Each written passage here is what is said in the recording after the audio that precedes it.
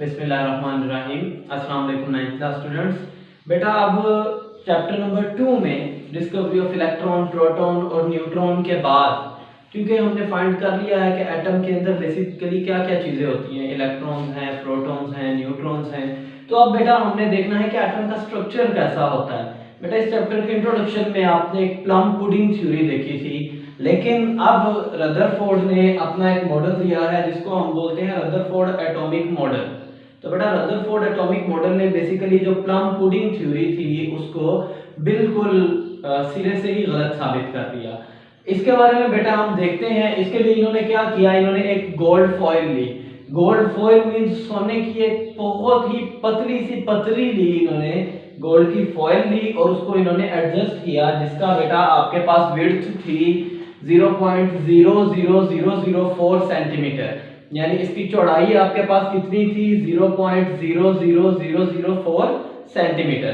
तो बेटा सबसे पहले इन्होंने क्या किया, यहाँ पर एक गोल्ड फॉइल एडजस्ट की और उसके ऊपर अल्फा पार्टिकल्स बम्बार्ड करवाए, उसके ऊपर अल्फा पार्टिकल्स बम्बार्ड करवाए। अच्छा, अल्फा पार्टिकल्स बेटा हमेशा किसी ना किसी रेडियो एक्टिव एलिमेंट से ही एलिमिनेट होते हैं, उसी में से ही एमिट होते हैं, जैसा कि पोलोनियम या फिर रेडियम।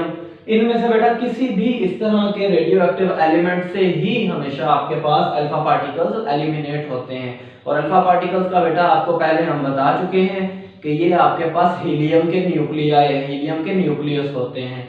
तो बेटा जैसे ही आपने अल्फा पार्टिकल्स को बम्बार्ड करवाया गोल्ड फॉइल के ऊपर, तो बेटा आप देख सकते हैं कि बहुत सारे आपने पार्टिकल्स को बम्बार्ड करवाया, लेकिन इनकी तीन तरह का बिहेवियर है। इनकी तीन यहाँ पर आप बिहेवियर देख सकते हैं। पहला बेटा, ये ज्यादातर पार्टिकल्स जो थे ये बिल्कुल सीधा पास कर गए, यानी इसमें से बिल्कुल सीधा अपना रास्ता बनाकर सामने को निकल गए, जैसा कि आप ये पहली वेव को देख सकते हैं, ये बिल्कुल सीधी बाहर। सेकंड को देखें, ये बिल्कुल सीधी बाहर। नेक्स्ट टू को भी छोड़ दें, इनको बेटा मैंने मार्क किया है, ये भी मैं आपको पढ़ाता हूँ।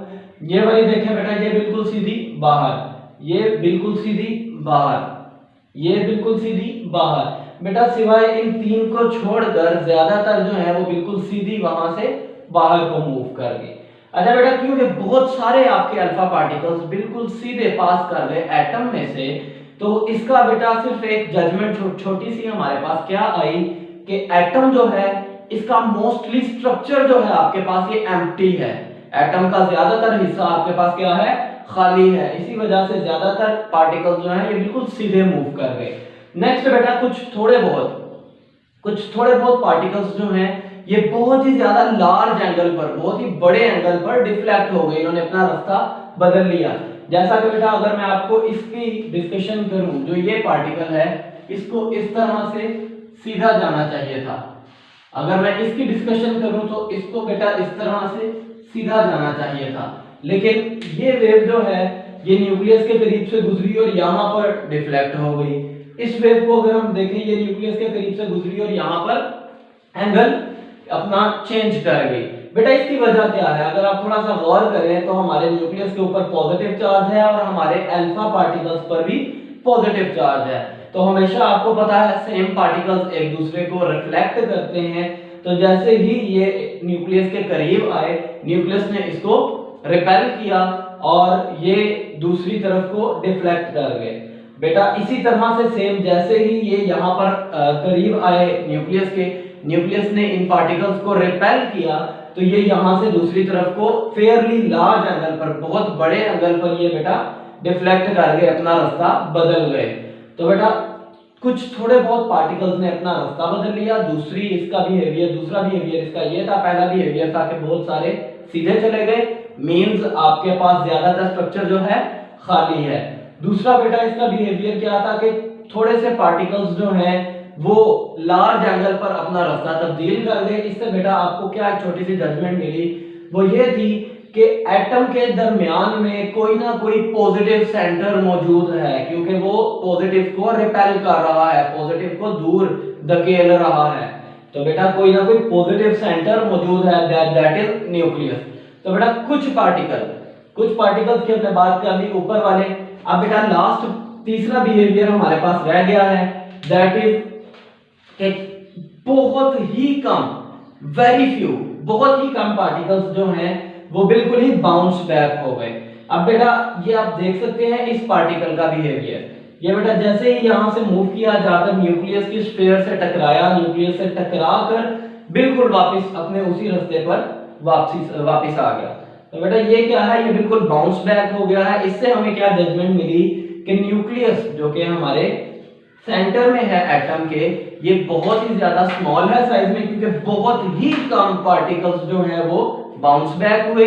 और दूसरा न्यूक्लियस जो है बेटा ये बहुत ही ज्यादा हार्ड है, क्योंकि ये अल्फा पार्टिकल्स ना इसमें से पास कर सके, क्योंकि मैंने आपको बताया था अल्फा पार्टिकल्स पेनिट्रेशन रखते हैं, ये आर पार हो सकते हैं, लेकिन ये इसके आर पार नहीं हो सके। मींस ये बहुत ही ज्यादा हार्ड और डेंस सरफेस है, बहुत ही ज्यादा सख्त सरफेस है। और दूसरा ये बहुत ही ज्यादा स्मॉल है साइज में, जिसकी वजह से बहुत कम पार्टिकल्स इसमें से मूव कर सके।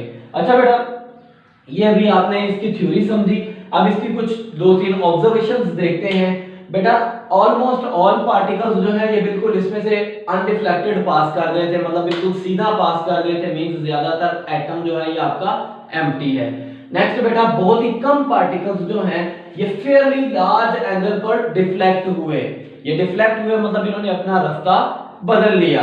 और थर्ड प्रॉपर्टी बेटा बहुत ही कम, वेरी फ्यू पार्टिकल्स जो हैं ये बाउंस बैक हुए, मतलब ये बिल्कुल वापस आ गए। अच्छा बेटा यहां तक आपने रदरफोर्ड की ऑब्जर्वेशंस को पढ़ा। अब नेक्स्ट रदरफोर्ड के कुछ रिजल्ट हैं इस एक्सपेरिमेंट के, और फिर रदरफोर्ड के इस एक्सपेरिमेंट पर क्या क्या क्वेश्चंस उठाए गए, इसमें कौन कौन से एतराजात थे, क्या क्या इसमें डिफेक्ट्स थे, वो अब हम बुक से देखते हैं। तो बेटा आते हैं आपकी बुक की तरफ।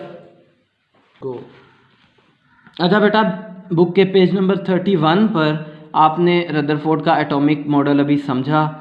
तो इसमें मैंने आपको बताया है कि रदरफोर्ड ने गोल्ड फॉइल ली थी और उसकी विड्थ इसने रखी थी 0.00004 सेंटीमीटर। और बेटा इस पर इसने helium nuclei means alpha particles को बम्बार्ड करवाया, और उससे बेटा इसने कुछ थोड़ी बहुत ऑब्जर्वेशंस ली, जिसमें आपको बताया गया कि सारे पार्टिकल्स ऑलमोस्ट अनडिफ्लेक्टेड पास कर गए थे। ये आप बेटा देख सकते हैं, ज़्यादातर पार्टिकल्स जो हैं इसमें से बिल्कुल सीधे पास कर गए हैं। बेटा कुछ थोड़े बहुत पार्टिकल्स जो हैं फेयरली लार्ज एंगल पर आपके पास डिफ्लेक्ट हो गए, जैसा कि आप ये देख सकते हैं। इसको यहाँ से बिल्कुल सीधा जाना चाहिए था, लेकिन ये इस तरफ को डिफ्लेक्ट कर गया।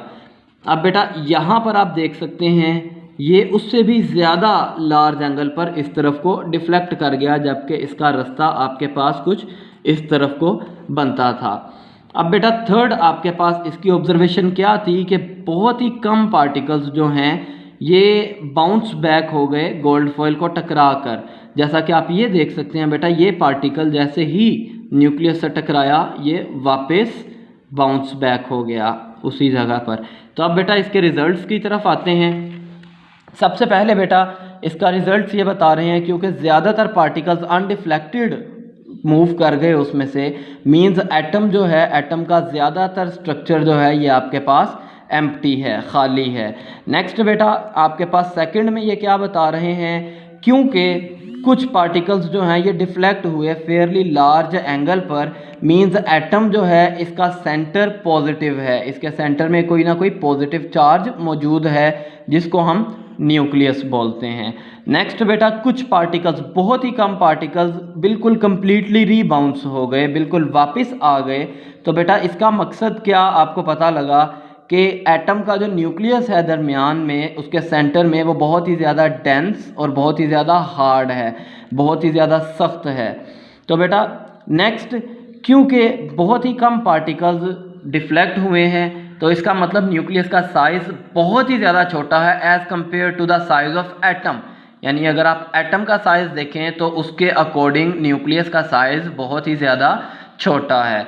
उसके बाद बेटा इलेक्ट्रॉन्स जो हैं ये रिवॉल्व करते हैं न्यूक्लियस के सराउंडिंग में, यानी let suppose this is nucleus, तो इलेक्ट्रॉन्स बेटा इसके इर्द गिर्द अपने अपने शेल्स में रिवॉल्व करते हैं, घूमते हैं। नेक्स्ट बेटा मुकम्मल तौर पर एटम जो है दैट इज़ न्यूट्रल, उस पर कोई चार्ज नहीं है, ना ही पॉजिटिव ना ही नेगेटिव, क्योंकि एटम के अंदर जितने इलेक्ट्रॉन हैं उनका नंबर प्रोटॉन्स के नंबर के इक्वल है, मतलब number of protons is equal to the number of electrons. और दूसरा बेटा इलेक्ट्रॉन्स के अलावा लास्ट बेटा प्रॉपर्टी ये है कि इलेक्ट्रॉन के अलावा सब फंडामेंटल पार्टिकल्स मींस बेटा एटम के अंदर पाए जाने वाले पार्टिकल्स जो हैं ये सब इलेक्ट्रॉन्स के अलावा सब न्यूक्लियस के अंदर लाए करते हैं, न्यूक्लियस के इनसाइड पाए जाते हैं। कोई भी पार्टिकल इलेक्ट्रॉन के अलावा न्यूक्लियस के आउटसाइड पर आपको नहीं मिलेगा। तो अब बेटा नेक्स्ट रदरफोर्ड के कुछ डिफेक्ट्स पढ़ते हैं।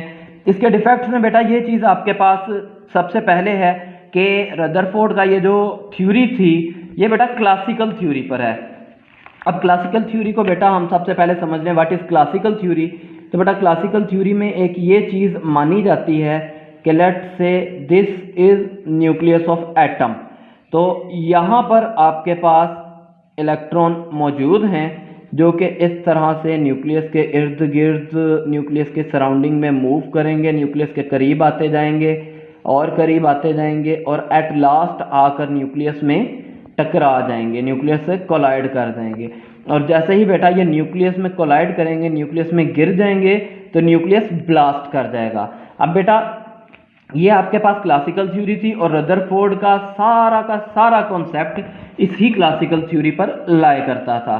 फर्स्ट थ्योरी तो आपके पास बेटा ये, इसकी बेस पर रदरफोर्ड के अकॉर्डिंग एटम को कंटिन्यूसली एनर्जी एमिट करना चाहिए क्योंकि इलेक्ट्रॉन जो है मुसलसल न्यूक्लियस के करीब आ रहा है।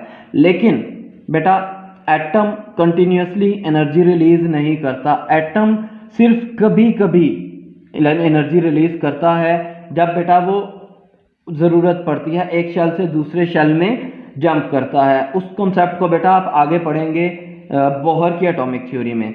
अब नेक्स्ट बेटा अगर आप किसी भी इलेक्ट्रॉन को एनर्जी एमिट करनी है कंटिन्यूसली तो उसको बेटा बजाय के line spectrum means line graph of energy, इसको लाइन ग्राफ के बजाय कंटिन्यूस स्पेक्ट्रम बनाना चाहिए। लेकिन एटम यहाँ पर कंटिन्यूस स्पेक्ट्रम की बजाय लाइन स्पेक्ट्रम शो कर रहा था, मींस एटम में कंटिन्यूसली एनर्जी रिलीज नहीं हो रही, सिर्फ कभी कभी किसी मौके पर एनर्जी रिलीज हो रही है।